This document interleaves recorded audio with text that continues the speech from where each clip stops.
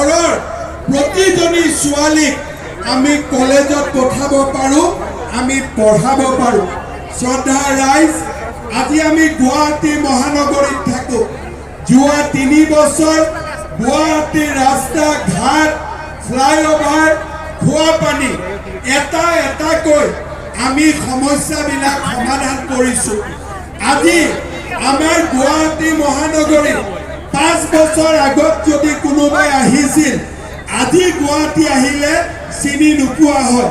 খানাপাৰাৰ পৰা এয়াৰপোৰ্ট যাবৰ কাৰণে এতিয়া 18 মিনিট সময় লাগে। গুৱাহাটী উত্তৰ গুৱাহাটী দলং হ'লে ৰঙিয়ালৈকে আমি 10 মিনিটত গৈ পাম। নাৰেংগী কুৰুৱাৰ দলং হ'লে আমি নাৰেংগীৰ পৰা কুৰুৱা, চিপাঝাৰ, মঙলদৈ 20 মিনিটত গৈ পাম। আজি তেনেকুৱা পৰিৱৰ্তন আমাৰ গুৱাহাটীলৈকে আহিছে। মই ৰাইজক অনুৰোধ কৰিম, আপোনালোকে আমাক মৰম কৰক, আশীৰ্বাদ কৰক। আমি এই গুৱাহাটীক উত্তৰ পূৰ্বৰ দুৱাৰ দলি নহয়, বাংলাদেশ, থাইলেণ্ড, ছিংগাপুৰ, এই দক্ষিণ পূব এছিয়াৰ দুৱাৰ দলি হিচাপে আমি গুৱাহাটী মহানগৰীক গঢ়ি তুলিম। আমি মহানগৰীবিলাকৰ সমকক্ষ কৰি নিৰ্মাণ কৰিম। দেখুৱালে তাক আমি কেতিয়াও পাহৰিব নোৱাৰো। মই বহুদিন ৰাজনীতিত আছো, কিন্তু লোকসভা ইলেকশ্যনত ইমান মানুহৰ উৎসাহ আগতে আমি কেতিয়াও দেখা নাছিলো। গুৱাহাটীৰ মানুহে 7 তাৰিখে ভোট দিব। মোৰ ৰাইজলৈকে এটা অনুৰোধ, আপোনালোকে চাব, পৌৰ নিগমত আমি যেতিয়া ভোট দিওঁ, আমি মেয়ৰ পাতোঁ। বিধানসভাত যেতিয়া আমি ভোট দিওঁ, আমি মুখ্যমন্ত্ৰী পাতোঁ। আৰু লোকসভাত যেতিয়া আমি ভোট দিওঁ, প্ৰধানমন্ত্ৰী পাতোঁ। কিন্তু আমাৰ গুৱাহাটীৰ বহুত মানুহে ভোট দিব নাহে। বতাহ হ'ব পাৰে, ৰ'দ হ'ব পাৰে, কিন্তু ভোট দিয়াটো আমাৰ দায়িত্ব। ৰবিবাৰ সদায় সপ্তাহত আহে, ভোটৰ দিনটো বন্ধ নহয়। বহুতে ভাবে আজি বন্ধৰ দিন ফুৰিব যাওঁ, কাপোৰ ধুওঁ। চহৰ অঞ্চলত ভোট হয় 92%, গাঁৱত ভোট হয় 85%, গুৱাহাটীত ভোট হয় 65%। হিন্দীত এটা কথা আছে, পেহেলে ভোট দান বাদ মে জলপান। তাৰ মানে আমি প্ৰথম ভোট দিম, তাৰ পিছত ভাত বনাম। ভোট দিম প্ৰথম, তাৰ পিছত আমি কাপোৰ ধুম, ফুৰিব যাম। ভোট দিয়াৰ আগত আমি একো নকৰোঁ। পেহেলে ভোট দান, প্ৰথম নাগৰিক হিচাপে আমাৰ দায়িত্ব ভোট দিয়া। বিজেপিক দিওঁ, কংগ্ৰেছক দিওঁ, পিছৰ কথা, কিন্তু ভোট দিয়াটো প্ৰথম কথা। গুৱাহাটীত আমি 80% ভোটদান কৰি অভিলেখ সৃষ্টি কৰিব লাগিব।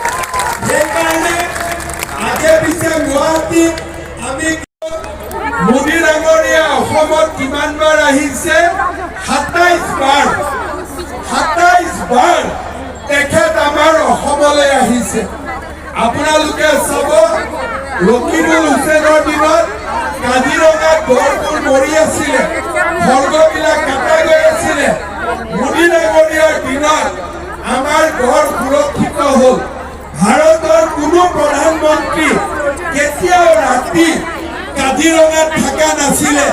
মোদী ডাঙৰীয়াই নিজে আহি কাজিৰঙাত এনিশা কটাই গ'ল। ৰাতিপুৱা তেওঁ জীপ চাফাৰী কৰিলে, কাজিৰঙাৰ গড়ৰ ছবি তেওঁ জগত বিখ্যাত কৰিলে। যোৱা বছৰ এপ্ৰিল মাহত, ফেব্ৰুৱাৰী মাহত মই তেওঁক লগ কৰিছিলোঁ।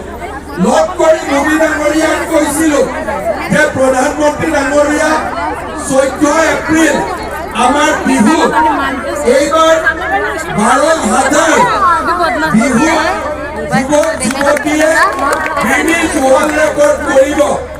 তেতিয়া মোদী ডাঙৰীয়াই মোক কৈছিলে, 12,000 ছোৱালীয়ে নাচিব, ল'ৰাই নাচিব, তই মোক মাতা নাই। মই বোলো, ছাৰ মাতিলে যাব নেকি? বোলে মাতিলে যোৱা নহয়, মই বহি থাকিম, মই বিহু চাই থাকিম।